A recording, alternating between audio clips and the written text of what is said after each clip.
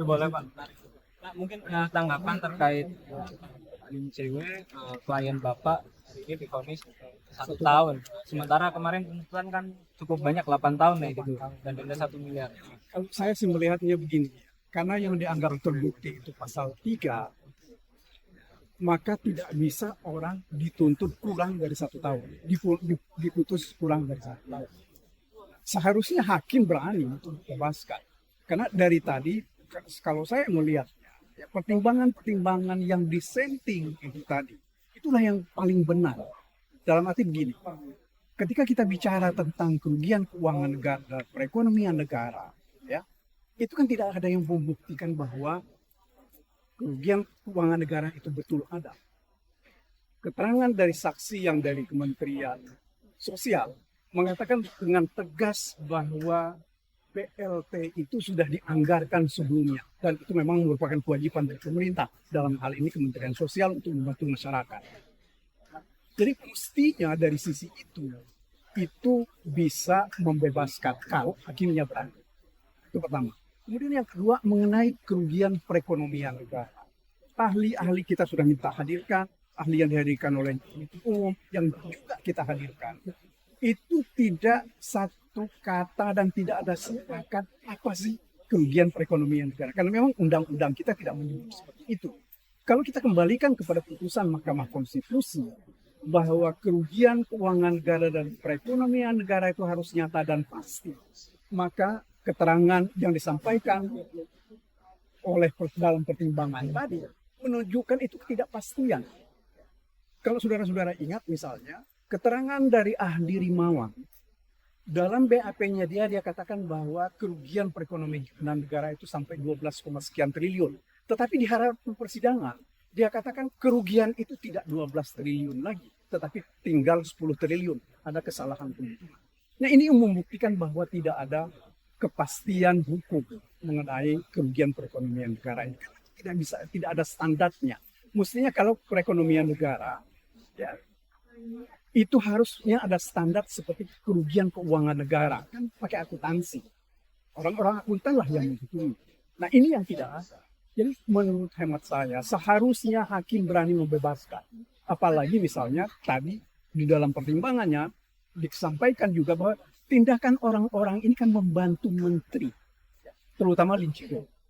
Dia itu membantu menteri, di mana ketika itu menteri sedang mengalami kesulitan akibat kelangkaan minyak goreng. Kelangkaan minyak goreng ini karena ada keputusan menteri, ya, yang menetapkan harga eceran tertinggi. Nah sementara harga bahan baku lebih mahal dari harga minyak goreng. Siapa yang mau menjual? Siapa yang mau rugi?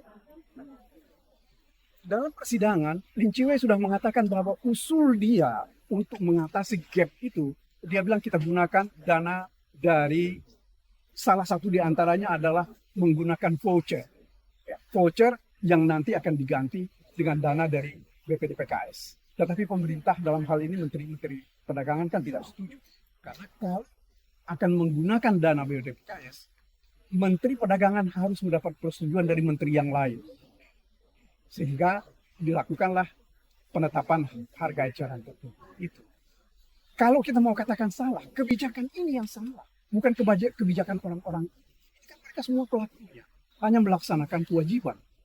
Ada yang sangat mengkhawatirkan saya nanti adalah bahwa orang tidak akan membantu kalau kita mengalami kesulitan perekonomian. Ekonomi kita sulit, yang kita khawatirkan bahwa para pengusaha nggak mau bantu. Kenapa? Karena mereka takut dipidana. Mereka membantu sekarang ini dipidana. Apalagi dengan membuat perhitungan-perhitungan yang nggak masuk di akal. Bahkan secara sengaja perhitungan-perhitungan kerugian itu dilakukan dengan apa ya? Kalau saya mau katakan itu merendahkan harkat martabat manusia. Mereka sudah membantu secara baik dan banyak, tidak sedikit loh. Keterangan dari, kalau saya tidak keliru, dari salah seorang saksi di sini, Wilmar itu mengalami kerugian lebih dari 1 triliun. Thomas, kalau nggak salah saya Thomas Muxen, kalau nggak salah saya yang bicara, atau siapa? Ya. Ini kan tidak pernah dilihat. Gitu. Ini yang terus terang seperti saya katakan tadi, ini yang mengkhawatirkan. Siapa yang mau bantu kita kalau kita kesulitan, kalau pengusaha diperlakukan seperti ini? Pak, terkait ini kan salah satu unsur yang menurut Hakim dinilai terbukti adalah melakukan perbuatan itu bersama-sama gitu.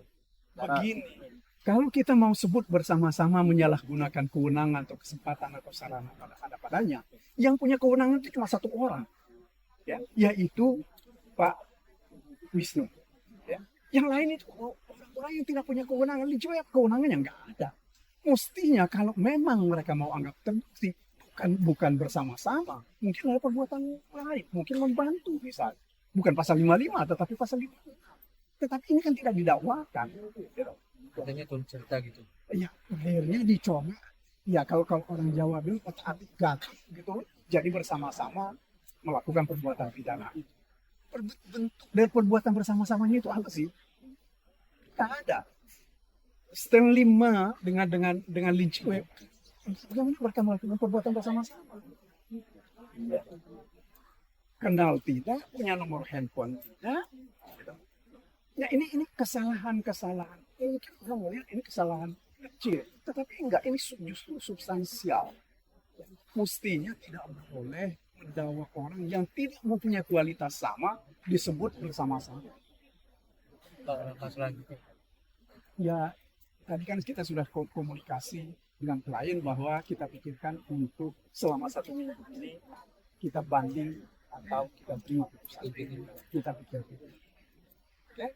tanggapan soal ini dong Pak, Mendagri kan sudah sempat nyampe di Bangki berkali-kali ya untuk menjadi saksi, dan kapasitasnya waktu itu sebagai Kementerian Perdagangan mestinya kan ada yang taperan atau apa signifikan ya itulah dalam kebijakannya. Dan nyampe hari ini, nyampe vonis, nyampe klien Bapak dihukum 1 tahun penjara, Pak Lutfi tidak hadir bahkan sebagai saksi. Ya, saya kira itu apa ya, keputusan Pak Lutfi ya. Kita serahkan kepada pertimbangan dia. Saya tidak tahu apakah secara hukum ini sudah selesai, tapi saya tidak tahu secara moral apakah beliau akan mengambil tanggung jawab atau tidak. Seperti berkali-kali beliau sampaikan di dalam Zoom meeting bahwa dia yang akan bertanggung jawab. Artinya dari dissenting opinion tadi juga disebutkan bahwa ini permintaan dari Pak Lutfi gitu ya Pak untuk Ya betul, untuk Lin Chiwe itu Pak Lutfi yang meminta dia mau ikut membantu. Ya, artinya kalau memang ada perbuatan pidana, yang melakukan perbuatan pidana itu bukan Pak Wisnu. Pak Wisnu itu memang betul terkait dengan persetujuan ekspor, ya kan? Tetapi kan seolah-olah urusan ini kan urusan persetujuan ekspor, kan tidak itu.